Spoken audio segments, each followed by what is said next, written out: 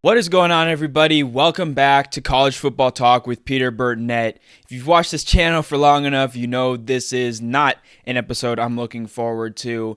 I'm going to be going over all the action from rivalry week, talking through some of the big things that happened, and trust me, there's plenty to talk about. But before I get into things, if you go on to enjoy this video, please feel free to leave a like, consider subscribing to the channel, and turn on those post notifications so you're always up to date whenever I upload. So starting things out, you got to start out with the big story from this weekend. Michigan proves once again to be a menace to Ohio State. The Wolverines, 6-5 going into this game, 20-point underdogs, completely stunned the college football world and really stunned everybody outside of maybe Ann Arbor and the state of Michigan with a 13-10 win over my Ohio State Buckeyes. Really, I think it was a story of this game being on Michigan's terms and a set of Ohio State failures. I think, first of all, Ohio State went away from the pass game and the running game. Now, I will say, when they did try to pass the ball, Will Howard did not do a very good job doing it. I think he was 19 for 33. I think he was under 200 passing yards, and he had a couple of interceptions.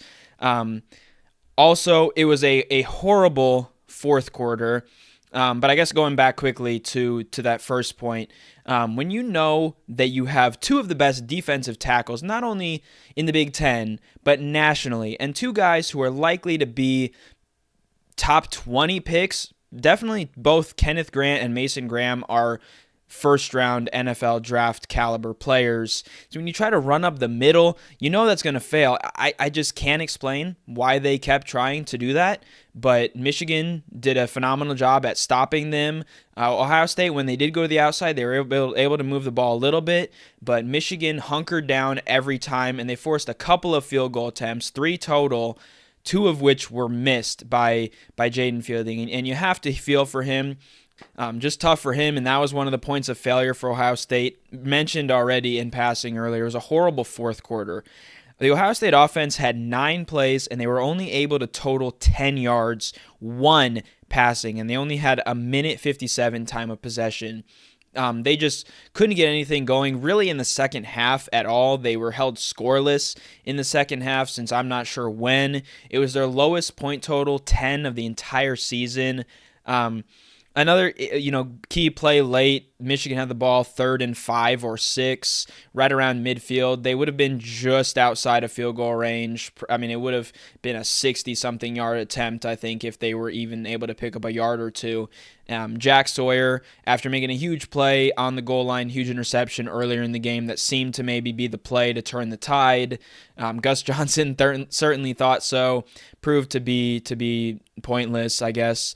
And he missed the tackle there. He had, I think it was Kalel Mullings on that play, but Mullings, who ran 32 times for 116 yards and a touchdown, was able to break the tackle and picked up 20 yards to really put Michigan in the driver's seat. At that point, I kind of said, watching the game, that's it. That's the ball game. Michigan's going to run the clock down.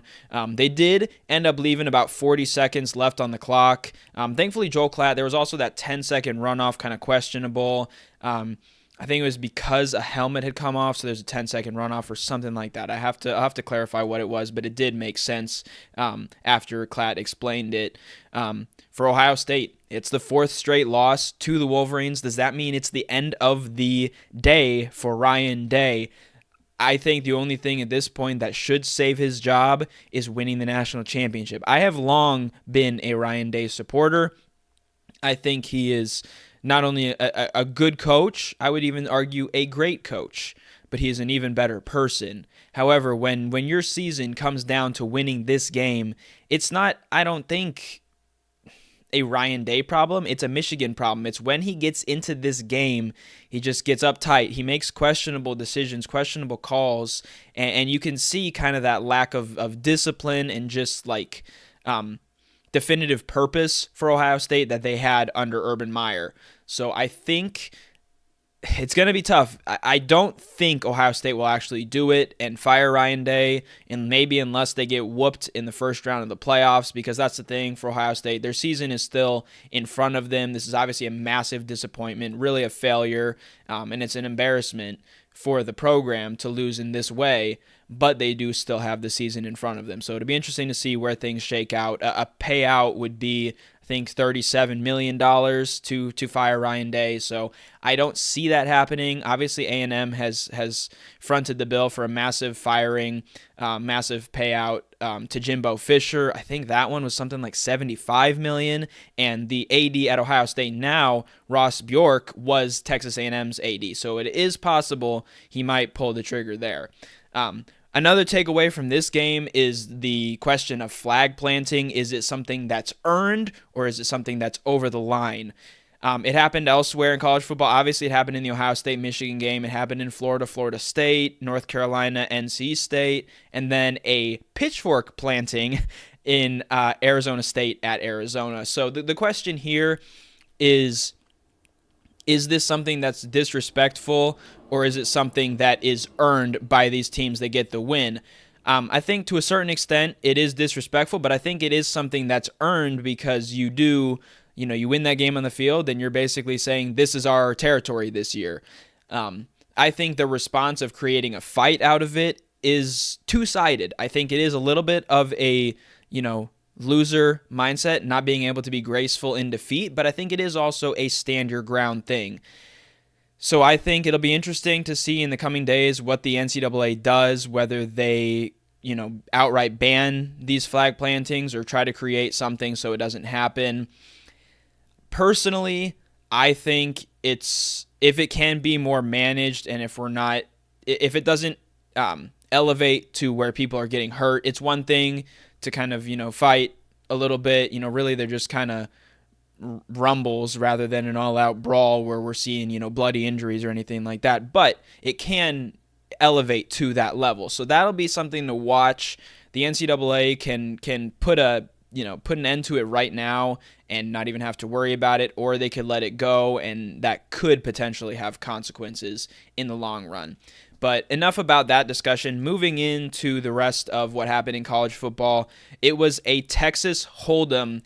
The Longhorns held Texas A&M to 0 points offensively in a 17-7 win to punch their ticket to the SEC championship game. The Longhorns ran out to a 17-0 lead, and they were able to hold the Aggies offense without a single point on offense. It was a really strong effort, an effort that will be needed similarly against Georgia in the SEC championship game. Before the season started, I actually did have Texas A&M winning this game. I changed that pick last week because I just thought Texas was playing a little bit better football and we'd be able to get the win. And so the Longhorns are the team to beat in the SEC, but the team that they're going against has beaten them, and that's the Georgia Bulldogs. I'll talk more about that SEC championship game in my conference championship preview, but that's certainly a game I'm looking forward to. Elsewhere, Syracuse pulls a stunner as the Miami Hurricanes have a collapse. The college football playoff hopes, I wouldn't quite say are dashed for Miami, but they certainly take a major hit. Kyle McCord led a comeback from 21-0 down. Had some interesting comments post-game after hearing about Ohio State losing to Michigan, about everything comes full circle. He certainly earned that sort of comment with his leading his team to a big win over the number six Miami Hurricanes, and a good season for Syracuse, 9-3. Honestly, right about what I expected for them. I was thinking right in that 8-4, 9-3 range, and so a good season for Fran Brown and the Orange as they help out Clemson, in spite of a loss to South Carolina, reach the ACC championship game. So South Carolina, they had a really good effort there, especially defensively against the strong Clemson attack. Were able to limit Cade Klubnik and Phil Maffa, and Lenora Sellers had a big game for the Gamecocks as well in a 17-14 win.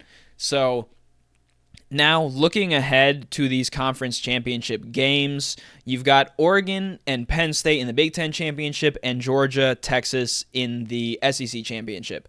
I think both of those are teams simply playing for a first-round bye. I think Georgia, the fact that they made it there, the fact that they would have split with Texas in their series this season, even with a loss, Georgia would still be in the playoff. They probably would, however, slip into a first-round road game. I think these other teams probably maintain a home home first-round game. But if Penn State loses, it'll be testy because they did make the conference championship, but they also lost to Ohio State. So that could be interesting. If Penn State loses, I could see them dropping back right behind Ohio State, and that could be a difference of hosting a playoff game versus not hosting. However, there aren't many two-loss teams left now to fill that. Elsewhere in the ACC, SMU Clemson is most likely a win or go home game. Clemson will still be alive. If they win, more than likely they would be the 12 overall seed. They would simply get in because they're a conference champion in the top 5 conferences. SMU is borderline. If they lose, they would probably be right on kind of that seed line, and they could be a team that would get cut, and it ultimately would come down to that head-to-head. I think Clemson, with that automatic bid, would probably cut off SMU's at-large chances. Iowa State, Arizona State in the Big 12 Championship, and Boise State, UNLV in the Mountain West Championship. Both of those games are win or go home. Iowa State and Arizona State have both been outside of the top 12. They likely will remain there, although Iowa State and Arizona State have been playing really good football. Cyclones picked up a ranked win. Also, congrats to them. First 10-win season in program history. That's a major accomplishment for Matt Campbell there in Ames. And Arizona State obviously talked about them with their turnaround from being the team projected to finish last in the conference to playing in the Big 12 Championship. And then UNLV, in the college football playoff rankings, they were 22 previously. I think they're likely probably to slide up maybe into the top 20 potentially. So if they're able to get a win over Boise State, those two teams would probably meet somewhere right in the middle. Boise State right around the 10th ranked team. They'd probably slip down to 16. UNLV would go up to 15, something like that. It wouldn't really matter though. They would simply be ahead, and as one of the 5 highest ranked conference champions would also get an auto bid. So it's an exciting time. The fact that a team like Indiana as well, who whooped Purdue in their rivalry game to claim the Old Oaken bucket, they've locked up their bid with just 1 loss. Tennessee has likely done the same. They were able to beat Vanderbilt. They just have 2 losses. And then where things get interesting, I might wait to dive into this as kind of a reaction to Tuesday's rankings of whether Alabama, South Carolina, or Ole Miss get in. Really, I think the discussion is probably a short one, so maybe I won't talk too much about that. I'll do it right here. Alabama obviously beat South Carolina. I think South Carolina does have the better resume, but the fact that those two teams met on the field, Alabama proved they're better than South Carolina, and even Ole Miss did. That's what really is the tough card that's dealt for South Carolina, is they had a chance to beat both of these teams. Yes, they're the hottest team in college football, and 2 of those 3 losses were very close to LSU and to Alabama. They did get whooped by the Rebels, but South Carolina's won 6 straight. They just got to win over Clemson, but I just don't think you can rank them ahead of 2 teams that they lost to. To me, the head-to-head is very valuable. Even if those games do happen early in the season, that could be something to watch with the committee, though. But that's kind of my rundown of the Week 14 action. Let me know in the comments below if there's anything that I missed. There was a lot that went on this week. Obviously, some major games, huge rivalry games across the board, and lots of off-the-field antics. One I didn't even mention was Nebraska not shaking hands with Iowa. So that is the rundown, though, for the Week 14 action. This is College Football Talk. I'm your host, Peter Burtnett, signing out. Peace.